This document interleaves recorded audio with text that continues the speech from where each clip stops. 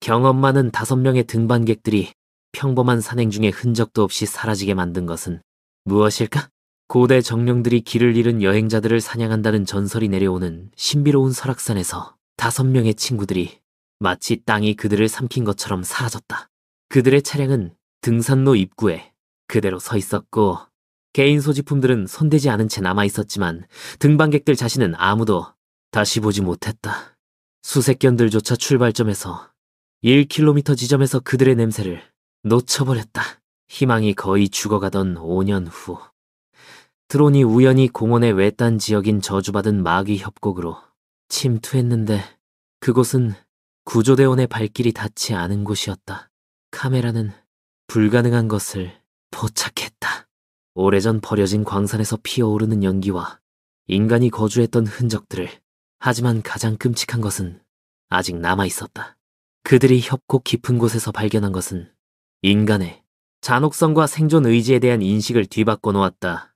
평범한 산행으로 시작된 이야기는 영원히 삶을 바꾼 비밀을 드러냈다. 2012년 9월, 김미아는 오빠의 마지막 사진을 보며 가슴이 찢어지는 듯한 아픔을 느꼈다.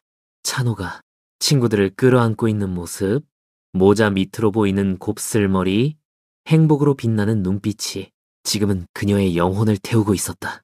일요일에 돌아올게. 사랑해, 여동생아.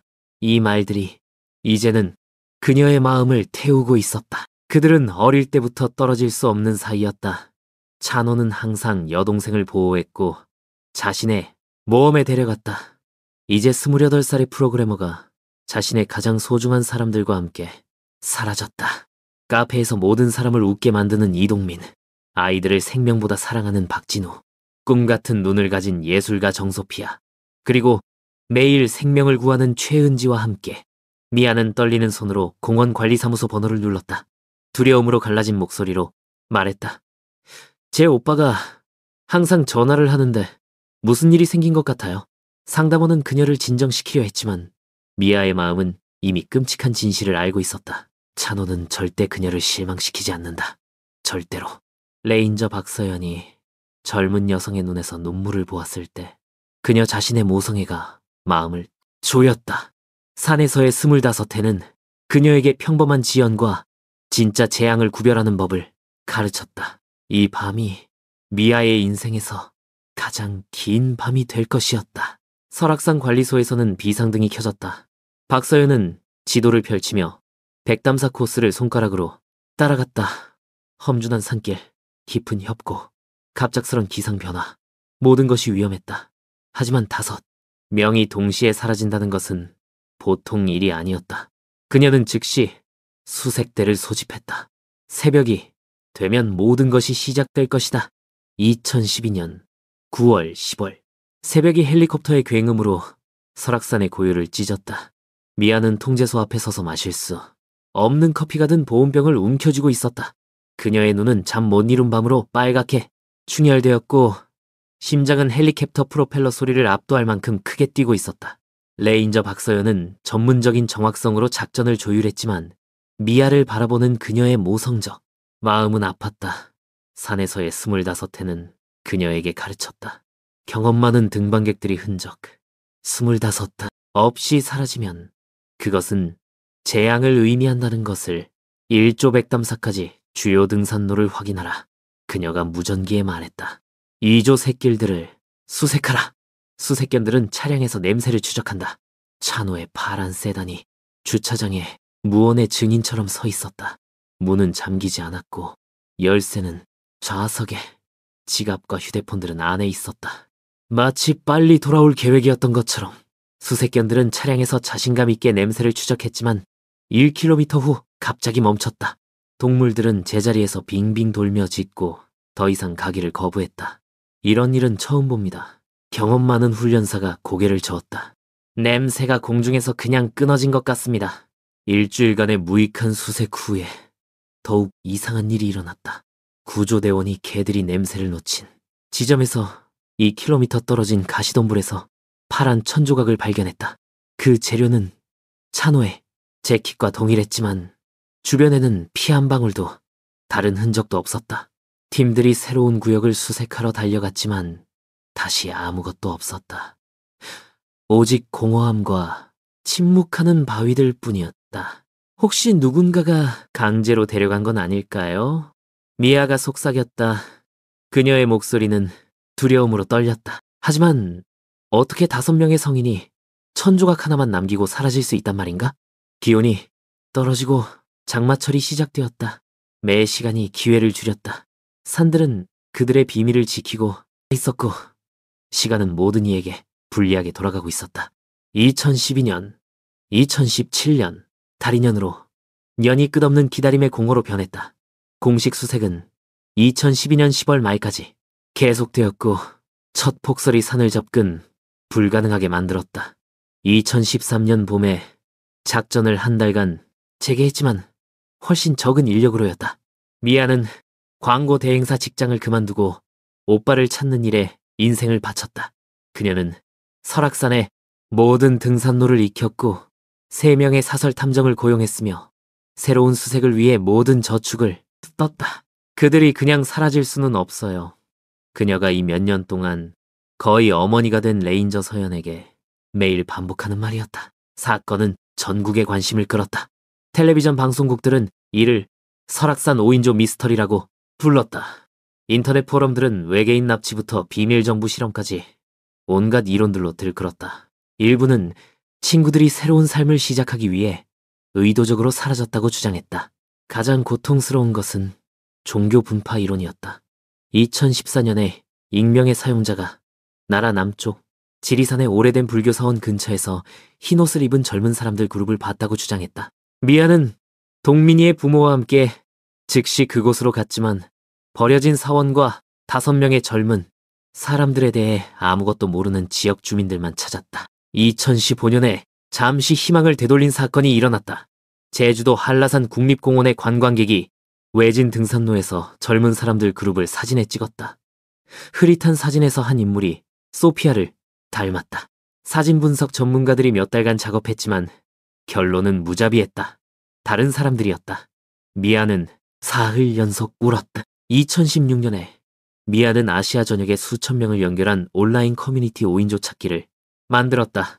매주 가능한 목격담에 대한 수십 개의 메시지가 들어왔지만 모두 잘못된 것으로 판명되었다. 2017년 9월 실종 5주년에 사건은 공식적으로 미제 사건 범주로 옮겨졌다.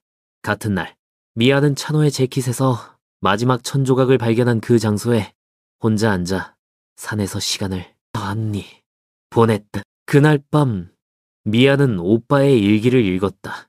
마지막 항목은 여행 전날 밤에 쓴 것이었다.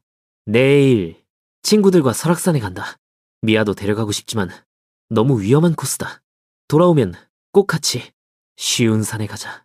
눈물이 페이지 위에 떨어졌다. 5년이 지났지만 그 약속은 여전히 지켜지지 않았다. 하지만 미아는 포기하지 않을 것이었다.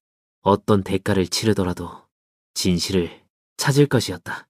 2017년 7월 야생동물 사진작가 한요셉은 자신이 대한민국 최대 미스터리의 핵심 인물이 될 거라고는 꿈에도 생각하지 못했다.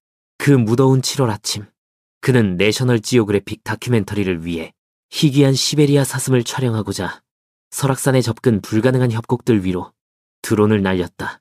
드론이 이미 2시간 동안 비행했을 때 카메라가 뭔가 이상한 것을 포착했다. 구조대원의 발길이 닿지 않은 저주받은 마귀 협곡 깊숙한 곳, 울창한 식물 사이로 파란색 조각이 보였다. 요셉이 화면을 확대하자 숨이 멎었다. 텐트였다. 반쯤 파괴되고 이끼로 덮여 있었지만 분명히 인간의 텐트였다. 요셉의 심장이 두근거렸고 그가 드론을 더 가까이 조종했다. 텐트 옆에는 금속 물체가 놓여 있었다. 자동차 범퍼 조각으로 몇 년간의 비에 녹슬어 있었다. 하지만 가장 이상한 것은 다른 것이었다. 동굴 입구로 보이는 곳에서 피어오르는 가는 연기 줄기들. 연기는 생명을 의미했다. 연기는 누군가가 거기 있다는 뜻이었다. 요셉은 즉시 드론을 착륙시키고 가장 가까운 레인저 스테이션으로 달려갔다. 그의 손이 떨렸고 레인저 이준호에게 영상을 보여줄 때였다. 이건 불가능해. 준호가 화면을 보며 속삭였다. 마귀 협곡. 거기엔 지난 50년 동안 아무도 내려가지 않았어. 너무 위험하거든. 하지만 좌표는 거짓말을 하지 않았다. 카메라가 위치를 기록했다. 금지구역의 정중앙, 5인조의 마지막 흔적 발견 지점에서 12km 떨어진 곳. 1시간 후, 레인저 박서연이 스테이션에 도착했다. 그녀는 즉시 텐트의 파란색을 알아보았다. 2012년 그룹 사진과 같은 색이었다. 특수팀을 부르세요. 그녀가 명령했다. 그리고 즉시 가족들에게 알리세요. 미아는 오후 4시에 전화를 받았다. 그녀가 작은 아파트에서 설거지를 하고 있을 때 전화벨이 울렸다. 서연의 목소리가 흥분으로 떨렸다. 미아, 만나야 해. 지금 당장. 우리가 중요한 걸 발견했어. 공원까지의 길이 끝없이 느껴졌다. 미아는 버스에 앉아 전화기를 꽉 쥐고 기도를 반복했다. 5년의 기다림이 끝나가고 있었다. 마침내 본부에서 그녀를 맞이한 것은 인파였다. 레인저들, 경찰, 어떻게든 소식을 들은 기자들. 서연은 그녀를 개인 사무실로 데려가 드론 영상을 보여주었다. 이게 그들인가요? 미아가 파란 텐트를 보며 속삭였다. 확실하지는 않지만 위치가 우리 계산과 일치해. 그리고 그 연기는 누군가가 거기 있다는 걸 말해줘? 바로 그때 실험실에서 기술자가 방으로 뛰어들어왔다. 박, 레인저님, 이걸 봐야 해요. 그가 숨을 헐떡이며 말했다. 우리가 영상을 프레임별로 분석했는데 이상한 걸 발견했어요. 드론이 돌아올 때 동굴 입구 근처에서 움직임이 포착됐어요. 그는 노트북을 켜고 느린 재생 영상을 보여주었다. 화면에 어둡고 흐릿하지만 명확히 보이는 인물이 나타났다. 자세히 보세요. 기술자가 속삭였다. 인물이 손을 들었다. 단순한 움직임이 아니라 의도적인 제스처였다. 손 흔들기. 마치 자신이 촬영당하고 있다는 걸 아는 것처럼. 방이 정적에 잠겼다. 5년 만에 저 저주받은 협곡 깊숙한 곳에서 누군가가 여전히 살아서 구조를 기다리고 있었다. 2017년 8월, 작전 준비에는 일주일이 걸렸다. 마귀 협곡은 설악산에서 가장 위험한 지역 중 하나로 여겨졌다. 200m가 넘는 수직절벽, 불안정한 암석, 그리고 안전한 하강 경로의 부재. 구조대 대장 박민수가 12명의 전문가로 구성된 팀을 이끌었다. 그 중에는 암벽 등반가들, 의료진, 암석 안정성을 확인할 공병팀, 그리고 시신 발견에 대비한 법의학자가 포함되어 있었다. 이건 내 경력에서 가장 어려운 하강이 될 거야. 민수가 작전 전날 동료에게 고백했다. 미아는 하강 중에 참석하겠다고 고집했지만 단호히 거절당했다.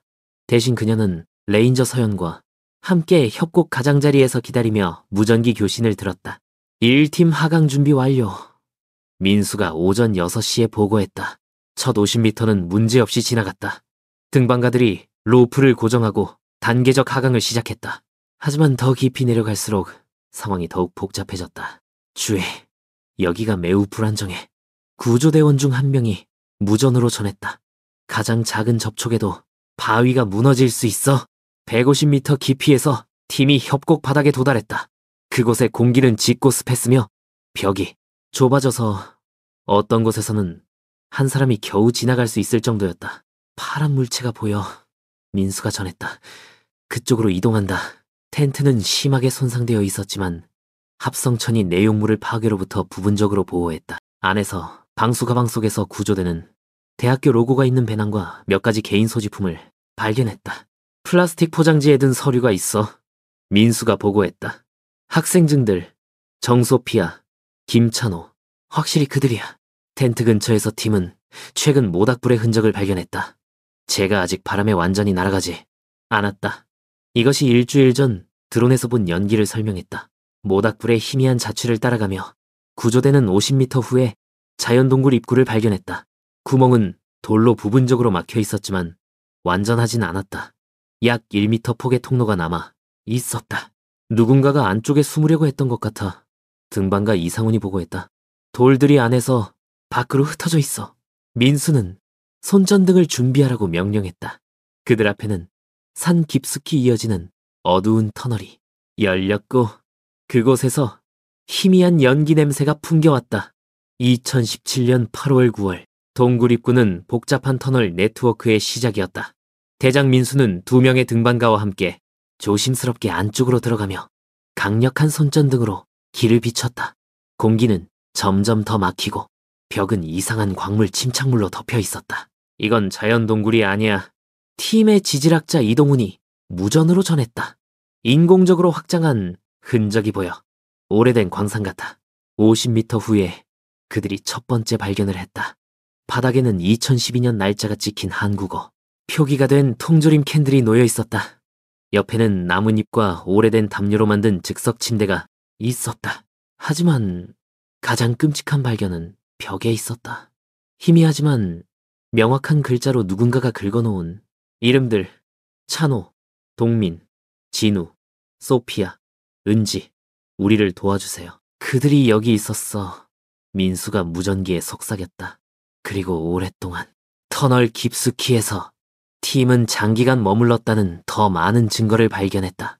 플라스틱 병으로 만든 원시적인 빗물 수집 시스템, 즉석 밧줄에 말린 옷의 잔해들, 그리고 일기장.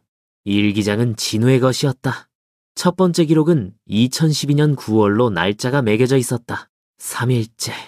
눈사태가 고개를 막았다. 협곡으로 떨어졌다. 부상이 심각하다. 출구가 없다. 다음 기록들은 출구를 찾으려는 절망적인 시도들, 음식 배급, 그들이 이 오래된 광산을 발견하고 피난처로 사용하게 된 과정에 대해 이야기했다. 마지막 기록들은 점점 더 불안해졌다. 47일째. 밖에서 목소리가 들린다. 사람들이다. 아마 지역 사냥꾼들일 것이다. 찬호는 믿지 말라고 한다. 그런 다음 같은 필체지만 더 떨리는 글씨로 48일째. 두 남자가 우리를 찾았다. 소피아와 은지를 데려간다. 도와주겠다고 한다. 우리는 반대하지만 그들이 무기를 가지고 있다. 여기서 기록이 끝났다. 법의학자 김성주가 현장을 빠르게 살펴보았다. 터널 깊숙한 곳에서 그는 모든 사람이 두려워했던 것을 발견했다. 동굴 바닥에 직접 파인 얕은 무덤에 있는 세 구의 인간 유골. 정확한 신원 확인을 위해서는 전문가가 필요해. 그가 보고했다. 하지만 개인 소지품들이 그룹의 세 남성을 가리키고 있어. 뼈들은 영양실조와 감염의 징후를 보였다. 찬호의 갈비뼈가 부러져 있었다. 아마 눈사태 때 추락으로 인한 것 같았다. 동민의 정강이 뼈가 잘못 붙어 있었다. 진우의 두개골에는 균열이 있었다. 아마 타격으로 인한 것 같았다. 그들은 낯선 사람들과의 만남을 살아남지 못했다. 하지만 소피아와 은지는 어디에 있을까? 2017년 10월. 광산에서의 발견은 수사 방향을 바꿨다. 이제 문제는 실종된 관광객들을 찾는 것이 아니라 살인 사건을 해결하고 아직 살아있을 수도 있는 두 여성을 찾는 것이었다. 범죄수사대의 최지훈 형사가 시신 발견 다음 날 설악산에 도착했다. 그는 외딴 지역 실종 사건을 전문으로 했다. 무기를 가진 두 남자가 그런 동굴을 찾을 만큼 산을 잘 안다. 그가 지도를 살펴보며 분석했다. 지역 사람들이야. 지훈은 지난 5년간의 경찰 기록 조사부터 시작했다. 2012년에 설악산 지역에서 의심스러운 활동 신고가 있었을까? 첫 번째 단서는 산림보호 사건 파일에서 나왔다. 은퇴한 레인저 이봉석이 2012년 가을에 이상한 사건을 기억했다. 마기 협곡 근처에서 불법 곰덫을 발견했어. 누군가가 밀렵을 하고 있었지. 하지만 지원을 데리고 돌아왔을 때 덫들이 사라져 있었어. 형사가 덫들을 묘사해달라고 요청했다. 설명은 알려진 밀렵군 이강철이 사용하는 장비와 일치했다. 범죄 전력이 있는 45세 남자였다. 강철은 2015년에 마지막으로 목격되었어. 지역 경찰관이 알려주었다. 그의 파트너인 박미진도 마찬가지야. 그들은 숲에서 살며 사람들을 피했어. 지우는 경찰 기록 보관소에서 그 커플의 오래된 사진들을 찾았다. 강철은 키가 크고 마른 남자로 왼쪽 뺨에 긴 흉터가 있었다. 미진은 짧은 검은 머리와 차가운 눈을 가진 작은 여자였다. 이제 그들의 은신처를 찾아야 했다. 형사는 새로운 수색 작전을 조직했는데 이번에는 공원의 외딴 지역에서 인간 활동 흔적을 찾는 것이 목표였다. 셋째 날에 돌파구가 생겼다. 봉사자가 마귀 협곡에서 5km 떨어진 개울가에서 오래된 어망을 발견했다. 그물들은 강철이 사용하던 기술에 따라 묶여 있었다. 개울을 따라 올라가며 팀은 1km 후에 숨겨진 야영지를 발견했다. 두 개의 작은 텐트, 오래전에 꺼진 모닥불, 원시적인 도구들, 텐트 중 하나에서 법의학자가 충격적인 발견을 했다. 두 구의 시신, 남자와 여자, 둘 다 머리에 총상을 입었다. 서류들이 확인해 주었다. 이강철과 박미진이었다. 그들은 약 2년 전에 죽었어. 전문가가 보고했다. 2015년에 사망했어. 이것은 밀렵꾼들이 소피아와 은지를 데려갈 수 없었다는 것을 의미했다. 그들 자신이 그룹 실종 3년 후에 살해당했다. 그렇다면 진짜 납치범들은 누구일까? 그리고 강철과 미진을 누가 죽였을까? 2017년 11월 2015년 밀렵꾼들의 죽음은 여성들의 진짜 납치범이 여전히 알려지지 않았다는 것을 의미했다. 형사 지우는 서울에서 특별팀을 불러 수색을 확대했다. 돌파구는 예상치 못하게 나타났다. 강릉병원의 간호사가 설악산에서 시신 발견 소식을 본 후 경찰에 전화했다. 저희에게 신분증이 없는 여성이 입원해 있어요. 그녀가 알렸다. 한 달 전에 왔어요. 말을 하지 않는데 텔레비전에서 실종된 관광객들의 사진을 보더니 울기 시작했어요. 지훈과 미아는 즉시 강릉으로 출발했다. 그 여성은 27살보다 훨씬 더 늙어 보였다. 짧게 자른 머리, 햇빛으로 인한 깊은 주름, 팔의 흉터들. 하지만 눈은 미아가 소피아의 눈을 알아봤다. 소피아? 미아가 그녀의 손을 만지며 속삭였다. 여성이 움찔했다가 천천히 고개를 끄덕였다. 한 달 만에 처음으로 한 말. 은지, 살아있어요. 도와주세요. 며칠에 걸쳐 소피아가 천천히 이야기하기 시작했다. 목소리가 떨렸고 말들이 긴 침묵으로 끊어졌다. 눈사태 후에 우리는 협곡으로 떨어졌어요. 찬호는 갈비뼈가 부러지고 동민은 다리가 부러졌어요. 오래된 광산을 찾았어요. 도움이 올 때까지 기다리려고 했어요. 그녀는 동굴에서의 47일, 음식 배급, 밖으로 신호를 보내려고 노력했던 것에 대해 이야기했다. 그때 2명이 왔어요. 밀렵꾼들이 아니었어요. 그들을 우리 눈앞에서 죽였어요. 우리가 너무 많이 봤다고 했어요. 그들이 누구였나요? 지훈이 물었다. 소피아가 눈을 감았다. 팔에 파란 용 문신이 있는 남자, 얼굴에 백반증이 있는 여자. 숲, 깊숙한 곳에 오래된 벙커에서 살았어요. 그녀는 5년간의 감금을 묘사했다. 그들은 요리하고 청소하고 작은 마약 농장에서 일하도록 강요받았다. 탈출 시도는 가혹하게 처벌받았다. 한 달 전에 그들이 보급품을 사러 도시에 갔어요. 은지를 벙커에 묶어두고 갔어요. 저는 도움을 불러오려고 탈출했어요. 그녀가 아직 거기에 있나요? 지훈이 긴장하며 물었다. 소피아가 떨리며 고개를 끄덕였다. 은지가 드론을 봤을 때 손을 흔들었어요. 그것이 유일한 도로는 기회라는 걸 알았거든요. 이제 모든 것이 명확해졌다. 은지는 여전히 살아있고 구조를 기다리고 있었다. 2017년 12월 소피아가 팀을 벙커로 안내하기로 동의했지만 그녀의 상태는 우려를 자아냈다. 5년간의 감금이 깊은 심리적 상처를 남겼고 의사들은 그녀에게 추가적인 스트레스를 주지 말라고 조언했다. 저는 해야 해요. 형사 지훈이 그녀 없이 벙커를 찾자고 제안했을 때 그녀가 고집했다. 은지가 저를 기다리고 있어요. 작전은 새벽에 계획되었다. 20명의 전문가로 구성된 전술팀, 의료진, 은지를 위한 심리학자. 소피아는 방탄조끼를 입고 미아의 손을 잡고 그들과 동행했다. 벙커까지의 길은 야생숲을 통해 6시간의 도보 여행이 걸렸다. 소피아는 한 달 전 탈출할 때 사용했던 길의 모든 구비를 기억하며 확신 있게 그룹을 이끌었다. 여기요. 그녀가 울창한 덤불로 거의 완전히 숨겨진 바위 비탈 앞에서 멈췄다. 저 돌들 뒤에 입구가 있어요. 특수부대 대장 김태호가 팀에게 신호를 보냈다. 그들은 둘레를 포위하며 돌격을 준비했다. 벙커의 금속 문은 안쪽에서 용접되어 있었지만 소리가 들려왔다. 문을 열어. 아니면 폭파한다. 태호가 소리쳤다. 1분간의 침묵 후 문이 천천히 열렸다. 깊은 곳에서 파란 용 문신을 한 남자가 나왔다. 납치범 중 한 명이었다.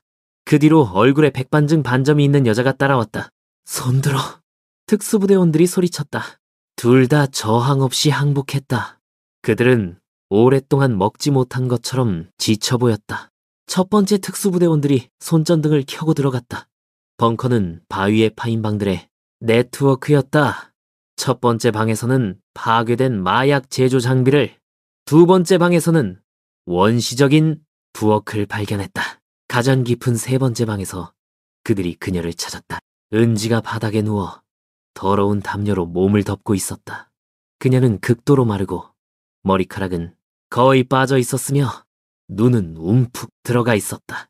손전등 빛이 그녀에게 비추자 그녀는 무서워하며 구석으로 기어갔다. 무서워하지 마세요. 의료진이 부드럽게 말했다.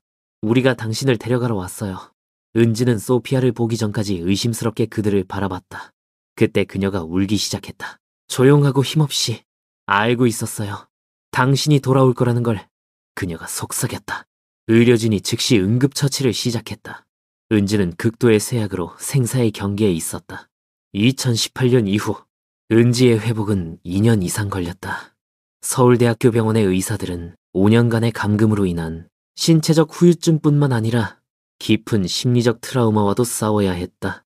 그녀의 체중은 45kg까지 떨어졌고 몸은 천천히 회복되었다. 소피아는 처음 몇 달 동안 그녀의 침대 곁을 떠나지 않았고 대학교 이야기를 들려주며 그들의 공통된 꿈을 상기시켰다. 점차 은지가 대답하기 시작했다. 처음에는 고개 끄덕임으로, 그 다음에는 개별 단어로 당신이 죽었다고 생각했어요. 한 달간의 치료 후 은지가 속삭였다. 돌아오겠다고 약속했잖아요. 소피아가 그녀의 손을 꽉 쥐며 대답했다. 납치범들, 용문신을 한 남자와 백반증이 있는 여자에 대한 재판은 한국 역사상 가장 주목받는 사건 중 하나가 되었다. 그들은 삼중살인, 납치, 마약 밀매로 무기징역을 받았다. 미아는 죽은 친구들을 기리며 잃어버린 이들의 메아리 재단을 설립했다. 이 조직은 실종자, 가족 지원과 현대적인 수색 장비 자금 지원에 전념했다. 차노는 우리가 다른 사람들을 돕기를 원했을 거예요. 미아가 2019년 재단의 공식 개관식에서 말했다. 2020년에 소피아는 디자인 일로 돌아갔다. 그녀의 생존 연작이 서울의 주요 갤러리들에서 전시되었고 국제적인 인정을 받았다. 은지는 2021년에 간호사 공부를 시작했으며 트라우마를 겪은 사람들을 돕고자 했다. 그녀 자신의 경험이 회복의 힘이 되었다. 2022년 12월 구조 5주년에 두 여성은 설악산으로 돌아갔다. 등산로 입구에 추모 명판이 설치되었다. 김찬호, 이동민, 박진우를 기리며 그들의 우정은 영원히 살아갈 것입니다. 우리는 그들을 위해 살아남았어요. 소피아가 꽃을 놓으며 말했다. 5년 동안 미아의 재단은 12명의 실종자를 찾는 데 도움을 주었다. 그들이 자금을 지원한 수색 기술은 한국의 산악 지역에서 많은 생명을 구했다. 이 이야기는 인간 정신의 힘과 결코 희망을 잃지 않는 것의 중요성에 대한 상기가 되었다. 설악산 5인조 친구들의 이야기는 단순한 실종 사건 이상이 되었다. 불굴의 인간 정신과 결코 포기하지 않는 것의 중요성에 대한 상징으로 변했다. 평범한 대학생 산행으로 시작된 일이 한국산에 접근 불가능한 지역에서 수년간 계속된 범죄의 끔찍한 진실을 드러냈다. 비극은 새 젊은 생명을 앗아갔다. 찬호, 동민, 진우를. 하지만 수년간의 감금을 견딘 소피아와 은지는 생존할 뿐만 아니라 다른 사람들을 도울 힘을 찾았다. 미아는 오빠를 잃은 고통을 실종자 구조라는 사명으로 바꿨다. 5년 동안 잃어버린 이들의 메아리, 재단은 12명의 실종자를 찾는 데 도움을 주었다. 구조된 모든 생명은 죽은 친구들에 대한 추모가 되었다. 재단이 자금을 지원한 수색 기술은 한국 전역의 산악 지역에서 더 많은 사람들을 구했다. 백담사 등산로 입구의 추모 명판은 등반객들에게 우정의 가치와 가장 힘든 상실 후에도 계속 싸우는 이들의 힘을 상기시킨다. 기억은 구조된 모든 생명 속에서 살아간다.